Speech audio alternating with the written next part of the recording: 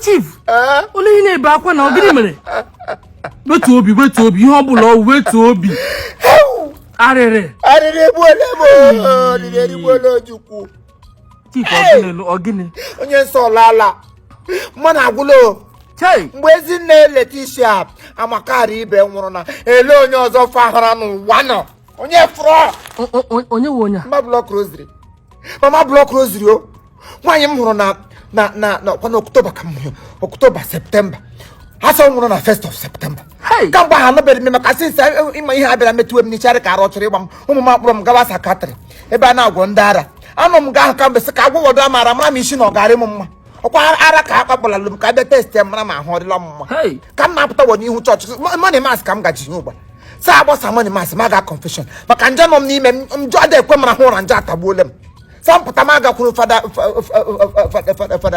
Manfort ya nye m ọpịpịa kam na elo nga ndị mmanụ gbakọrọ akwa na nwaanyị na-ere azụ n'ọlụ nga ele nwaanyị ite ofe ụlọ eshiri ya ga-awa azụ Letisha ofe ahụ ga-abụ ka under one day azụ ya adara ala nwaanyị ọma driver nwaanyị wo oju ụkwụ kwọpụ nga mgbe gịnị ya na-esile erule ụmụ n'ọlụ nga ya erelu uru ala ebe ala ya wute ụkwụ ọhịa na-aga n'ụkwụ tụ adịke nwaanyị wụ charity onye ọkọ na-eweta enyi ya anya kama onye ọzọ ga-ebu ọnụ ya bụrụ ọnụ nye ndị mmadụ ekwere na a ga-eli a ga-egwegwe hapụta agịladị mawụdị na-eme bishọp obodo ekwubeda otu o chiri nwe gị na-ekwe echi a ga-ede onye ụsa ịga ngụ gba ga-ere aka ma anyị nwe nwe ụzọ agabeta Chineke nna ihe ọjọọ adịdịkwa mma asọ ọ ga-eli ya na 12th of January 2023 onye m gụtara na posta gwa 12th of January ụmụ ya niile gbakọ na-akpọ ndị enyi ha ma ndị bi n'ala bekee ugbu ka m mata ihe kwuge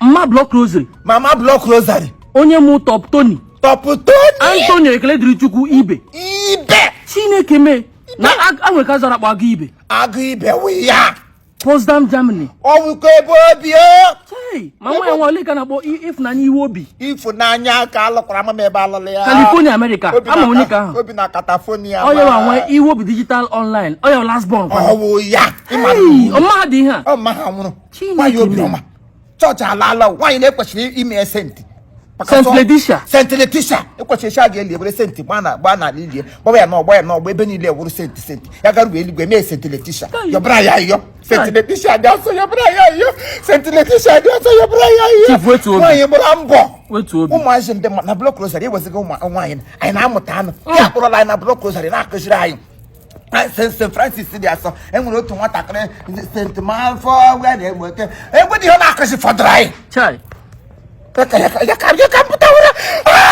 Chief Ozoli ga-ebute onwe gị isi ọwụwa akwụsị agwọrọ gị ara Chief ị ga-akpa m arụ ka mkpụrụ obi eziri ka na ndokwa echi ahụ ọwa ozu wozu anyị enwere na onye ọzọ ga-anọchi anyị gwa ndị blọk rosary ndị eke ndị blọk rosary ndị eke ndị chọọchị wọda ndị eke ndị nna rie ka ndị CMO enwede ahụ ihe ga-eri esi Chineke Chief ịnụkwa ya ọsịmịọ ebe m gara akwa ọwụghara ozu wozu anyị ọnwụ na ọnwụ ihe odidi ka anyị nwewo ihe m ga-ebu echi ahụ elu biko na on the 12th of January 2023 ka anyị gbakọta na gagakwala dule amama anyị si alaba na ndụkwa ndị otu Kristi niile gbakọta nwaanyị ahụ nwaanyị anyị n'aha Nna na Nwa na Mmụọ Nsọ ka mkpụrụ obi ya na mkpụrụ obi ndị na-ekwere gara aka site na ebere nke Chukwu ka ha zuru ike na ndokwa nye ya ezumike ebi ebi o dị nwanne m ka ihe nke ndị ebe chekwasa ya aka